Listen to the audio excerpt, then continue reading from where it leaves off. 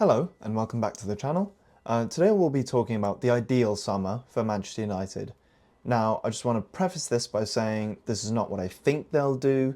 By no means is this what I think they'll do, and it isn't necessarily what's 100% realistic. This is what, let's say if I was running Man United, this is what I would do and how I would spend the money. I think it would be really good, just to start off with, just to go over the current state of the Manchester United team. In goal, obviously you have Lammens, Baynder and Heaton. At centre-back you have Martinez and De Ligt, you have Maguire, Euro and Heaven. In centre midfield you have Mainu, and now Edison and Agate. At left back you have Luke Shaw. At right back you have Dalot and Mazraoui. In the number 10 position you have Bruno and Mount. In the left wing position, you have Cunha, and I decided to put Dorgu there. In the right wing position, you have Mbeumo and Ahmad, and in the striker position, you have Sesko and Xerxes. Now, that team is definitely got some serious holes in it. Let's just start off by talking about the elephant in the room. The midfielder position, right. The midfield position is in dire need of help. Currently, there's Kobbie Mainoo and the new signing Edison from Atalanta. And obviously Agate, but Agate is nowhere near the level. He's not Premier League level. He should not be playing at the top flight of the Premier League, should not be playing in the Champions League. So essentially we have two midfielders. Which means we're going to have to sign two more. I'd like to also address the left-back position. Luke Shaw, who obviously played every single game last season, but has a long history of injuries, is no longer the Luke Shaw that we love and remember, is more or less a shell of himself, actually. And I'd also like to address the potentially the backup striker and the backup goalkeeper positions. Currently the backup goalkeeper is obviously Altay Bayindir. As we saw at the beginning of the season, even for a backup goalkeeper, he's nowhere near the level. And obviously our backup striker currently is Xerxes, and I think we need a much more focal target man. And Xerxes just, he isn't. I mean, he said himself, he isn't that sort of focal target man. Guy in the box who's going to get on the end of crosses, passes, clean up the mess, things like that. I feel like the right back position could use another right back who's better than Dalot. Would I take some of the funds away from a midfielder and a left back and some of the other positions to go buy a really good right back who can beat out Dalot comfortably? Probably not, and I'm not sure if there's anyone really on the market who really does fit that description. In terms of the left wing and right wing positions, I really don't think we need any players. At right wing, obviously we got Bryan Mbeumo and Ahmad. I know Mbeumo played up front a lot this season. However, I think that's a combination of Sesko being injured and a bunch of other factors, Carrick wanting to get Ahmad in the team and whatnot. But Mbeumo looked, he really didn't look that good when he was playing striker. His best performances came when he was playing sort of in that right-hand channel. And I think that's important. I think that's really important to address because Mbeumo's not a striker. If anything, I think Cunha's more of a striker than Mbeumo. But let me just close this window. But I mean, I just think Mbeumo is, he's an out and out right winger. He's definitely not a striker. And obviously Ahmad is the sort of cover. I decided to put Dorgu as the backup left winger. Every time I see Dorgu play left back, he looks really clumsy. Sort of rash in the tackle. Not really what you're wanting out of a sort of Premier League, Champions League contending left back. But when he plays left wing, it's almost like he's a completely different player. You know, he's adventurous, he's direct, he can really put chances away. You know, he's got a great shot on him. He's got a good cross as well. I mean, he's a really good left winger. I'm going to be really honest. And, you know, if you think about it, players like Camavinga, players like Valverde, even, you know, back in the day, players like, well, I say back in the day, you know, to a lot of people he is back in the day, but to me it just seems like yesterday. Well, Gareth Bale played left back. I mean, he was one of the best right wingers to ever be produced in this country, and he played left back for a good solid couple seasons. So I think Dorgu's a left winger, and I genuinely think Dorgu could really push Cunha, and I love Cunha. I think he's one of our best players, Mateus Cunha, and I think Dorgu can give him a great run for his money at the left wing position. I think our wing positions, unlike maybe years previously, have great cover. Great out and out wingers as well. Mbeumo, Ahmad, Dorgu. I know Cunha's a bit more of a 10, but he can play left wing, and he's good on the left wing as well. In the number 10 position, Bruno and Mount. I don't really want to touch that. I don't really want to go spend crazy money on another number 10 and maybe even potentially play them out of position, which is a bit of foreshadowing for you there. But I think that's the state of the Manchester United team right now.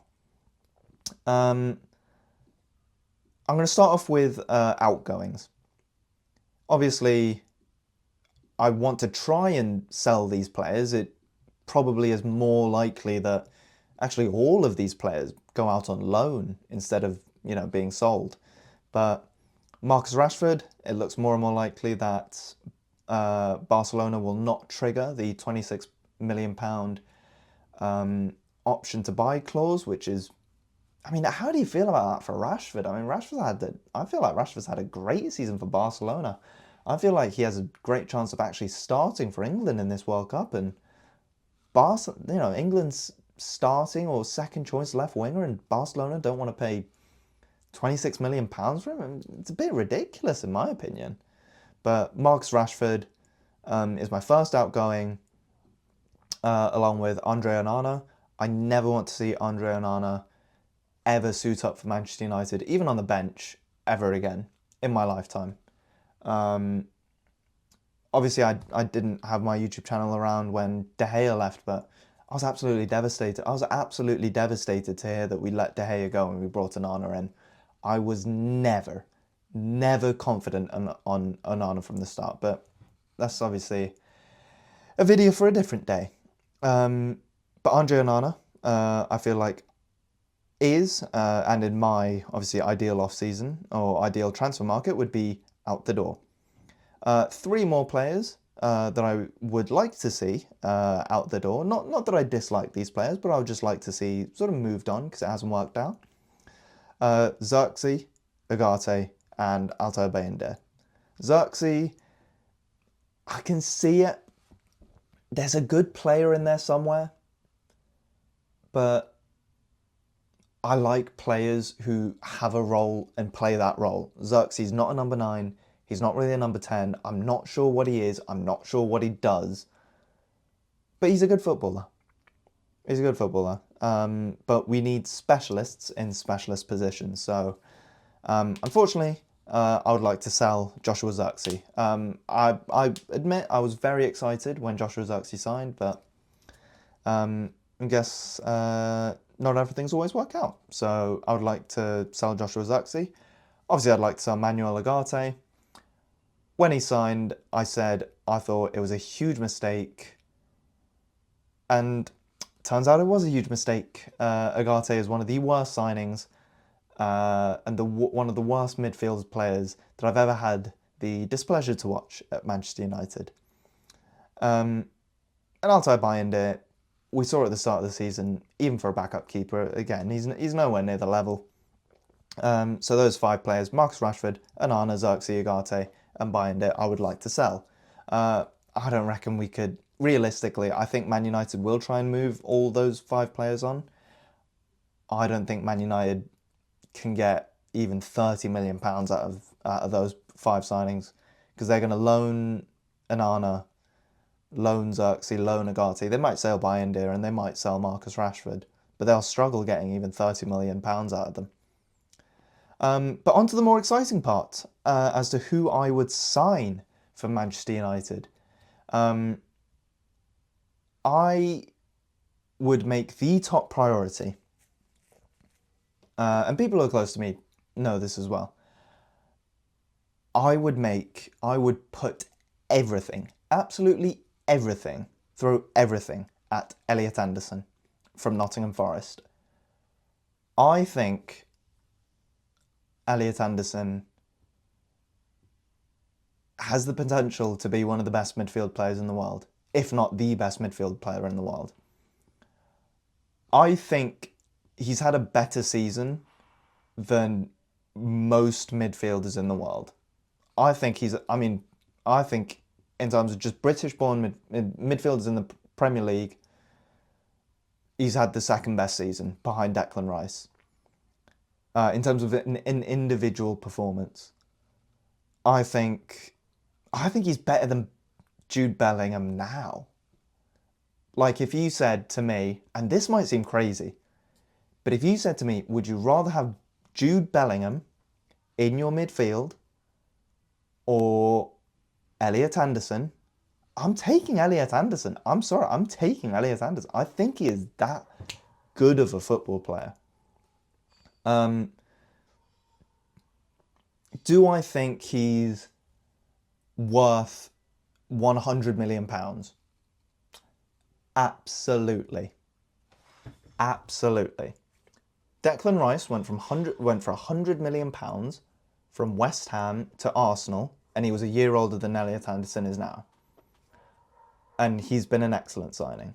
Absolutely excellent. Moises Caicedo went from Brighton to Chelsea for, I think, 105 million, maybe a bit more. £105 million, and Moises Caicedo is probably one of, if not the best holding midfielders in the world. I think Elliot Anderson is worth £100 million. I know it's crazy to say. I know it would blow Manchester United's record transfer signing out the window. Same with Nottingham Forest and all that. He just is a Manchester United player. The steel, the leadership, the sort of grit that he plays with, the physicality, the touch, the crossing, the shot, everything is just, he is such a good player, and he is such a treat to watch, and I'd love to see him at Old Trafford. Unfortunately, I think he's headed to the sky blue of Manchester City. But in my ideal transfer market, I would spend 100 million for Elliot Anderson. I would then shift my focus towards another British-born midfield player by the name of Alex Scott, and I think it would take £60 million to get Alex Scott out of Bournemouth. A lot of people might be wondering why not, because Manchester United have been linked more with Mateus Fernandes from West Ham. Mateus Fernandes, I feel like, will go for £50–55 million. And for that price, I prefer Alex Scott. Not just because, obviously, with the homegrown rule, Manchester United needing more British players, not just that, but Alex Scott played so well for a Bournemouth team that got 6th place in the Premier League and got Europa League football. Mateus Fernandes played really well. He played really well, but for a 17th place relegated West Ham team. I feel like the British premium, the premium of, getting a player with an experience and a background in winning games is worth that little bit of difference. And I would pay £60 million for Alex Scott, because I think he is that good. And he actually reminds me of somebody who's at Manchester United right now, and that is our manager, Michael Carrick. His touch, his passing, his understanding of the game at such a young age reminds me a bit of Michael Carrick. And And I'd love to see I'd love to see Elliot Anderson and Alex Scott. And can you imagine that, a Kobbie Mainoo, Elliot Anderson, Alex Scott midfield? I mean, that would just be incredible. Obviously, as a third midfielder, we signed Edison for 35 to 39 million pounds, depending on which sources you want to believe. That takes you to about, for those of you doing the math, to about 200 million pounds. I think for a midfield rebuild for 200 million pounds, and you got Elliot Anderson, Alex Scott, Edison, and Kobbie Mainoo, I think that is 200 million pounds well spent. Some people may say you've grossly overpaid, whatnot. I think that's the prices they're going to go for, and I think you do well. I think you do well to pay that price. I think that is a good price for those players.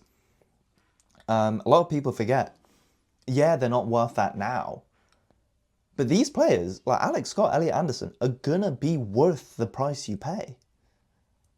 They're gonna be worth it. They are that. They are. I feel very confident that Elliot Anderson, no matter what you pay, will be worth that, and I have a feeling that Alex Scott will be that as well. Imagine if Michael Carrick, a 22-year-old Michael Carrick, suddenly popped up today. How much would you pay? I mean, I think teams would pay 120, 130 million for him. A 21-year-old Michael Carrick now. So, I think those two players will go for that. And I think that leaves us with around, I think if we're spending around, I think Man United need to spend 300 million this summer, 200 million pounds. I think they will try to spend around 200, 250 million pounds. If they are spending 250 million pounds, I'm spending the rest, every single penny I have left, to get Lewis Hall out of Newcastle. Lewis Hall, I think this is the most realistic signing out of all the ones, out of Elliot Anderson, Alex Scott, and Lewis Hall. I think Lewis Hall has the highest chance of actually ending up as a Manchester United player. Obviously, I'd absolutely love, it would be an absolute dream if all three did, but I think Lewis Hall's a stellar left back. And it's really funny because he reminds me of a young Luke Shaw at Southampton when we bought him. But better, but much better. And I mean, that performance against Barcelona in the Champions League, and I know, every single player can have one good performance here or there. Lewis Hall has consistently been good. And I spoke with a couple of Newcastle fans as well. Lewis Hall is, even Newcastle fans admit, they don't know why Lewis Hall's not playing. Lewis Hall's a great player, and I think 55 million for him would be I think that's a great price once again. Because a lot of people remember Man United playing like 90 million for Anthony, 90 million for Jadon Sancho, and think, oh, they're so scared of these big prices. But, I mean, Cunha and Burmo and Sesko were, not as, maybe at the same level of proven as maybe a Lewis Hall. And those players have way exceeded their value. And I think that's going to be the same with these. We need to buy players who we think are in the ascendancy. Cunha, and Burmo, Sesko in the ascendancy. Elliot Anderson, Alex Scott, Lewis Hall in the ascendancy. We need to stop buying these players from, like the Eredivisie or Portugal or things like that, where, it's a complete risk. I mean, Elliot Anderson, Premier League proven. Alex Scott, Premier League proven. Lewis Hall, Premier League proven. And, young as well. They're young players, but they have a raft of experience. Elliot Anderson getting to the semi-finals of the Europa League this year.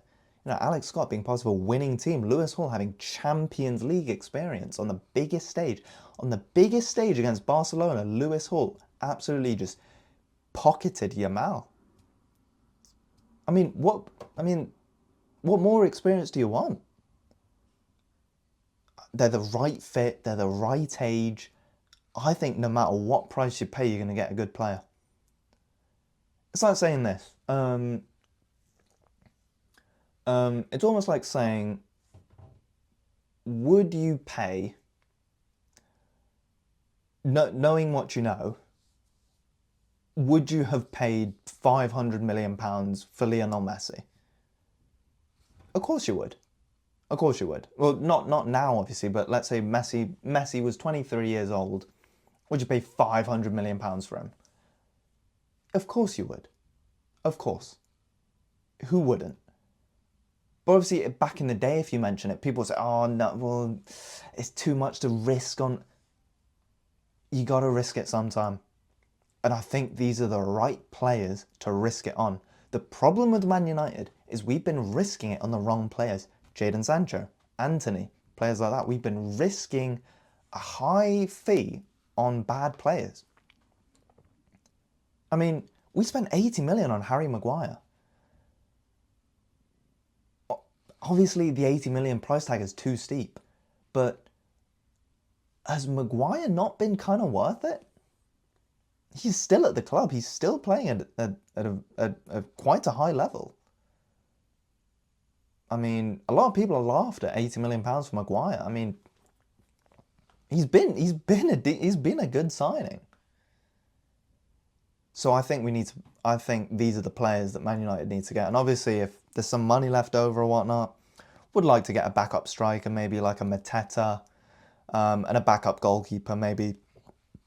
Excuse me.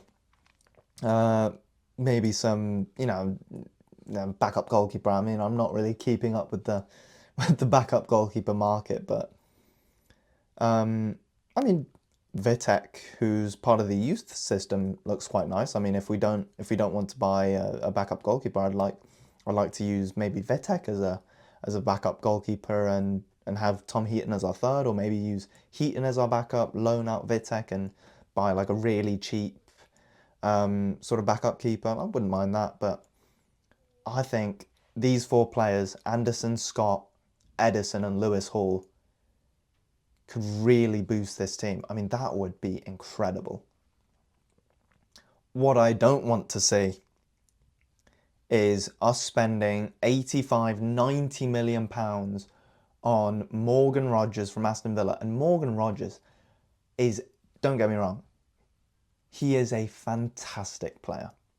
Morgan Rogers is one of the best players in the Premier League this season. I think Morgan Rogers should start for England. He has been an absolute incredible player to watch. But where would Morgan Rogers play? I mean, on the left, I mean, we've got Cunha and Dorgu. And you can say, yeah, well, yes, Morgan Rogers is, I think, better than Cunha, better than Dorgu. But £80 million we're going to spend on to replace Cunha and Dorgu when we could spend that same money, even less, to buy Alex Scott to replace Ugarte. Like, the choice is obvious. I think it's so important that we bring in players who are not only proven, but are in the ascendancy and who have that sort of steel about them. Elliot Anderson, Alex Scott, Lewis Hall, and obviously Edison, who Manchester United just signed. I think that could be a really good summer for Man United. And obviously with a backup striker, backup keeper. That's, what, 6 players with a backup striker and backup keeper? And, 3 excellent players. Edison, who can be a really serviceable substitute. I think that's fantastic. And we got players coming through like the Tyler and Jack Fletcher, Harry Amas, Collier. People forget about Toby Collier. And obviously the 2 big ones, which are Obi Martin and JJ Gabriel. I think that those signings of Man United could really start challenging, could really start pushing. But we'll see what happens. Let's just hope it's not Belabor. And I'll see you next time. Please like and subscribe.